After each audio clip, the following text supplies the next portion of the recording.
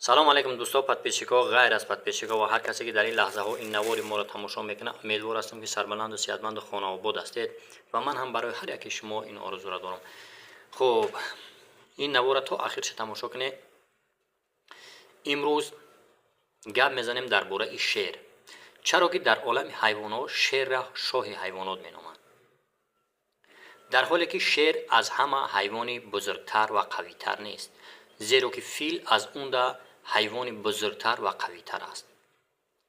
شیر از همه حیوانی چست و چالاکتر نیست، زیرا که گیاپارد از اون چست و چالاکتر است. شیر از همه حیوانی داناتر نیست، بلکه از اون داناتر میمون شامپانزه است. پس اگر که شیر حیوان قوی نباشد، حیوان چست و چالاکتر نباشد، حیوان داناتر نباشد، چرا مخصوصا شیر را شاه حیوانات مینامند؟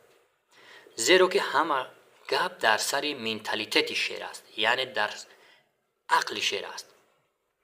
هنگامی که شیر فیل را میبیند فکر لقمه میکند، فکر خوردن میکند و فیل باشد احساس خطر میکند. هنگامی که ما میبینیم که شیر چی نمود در بین شغالها و در بین گله گرگا میغلطند، وی جنگ را انتخاب میکند، یعنی حمله میکند و خود و عائله شیر بچه ها را حمایه میکند. برای همین اون شیر را شاه حیوانات مینامند.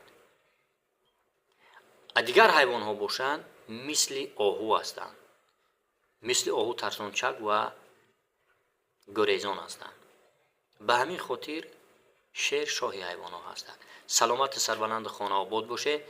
اگر کسی که مهمون باشه پادپیسات کنه، کانال ما را تسکری کنه، خواهش میکنیم و لایک رو زیر کنه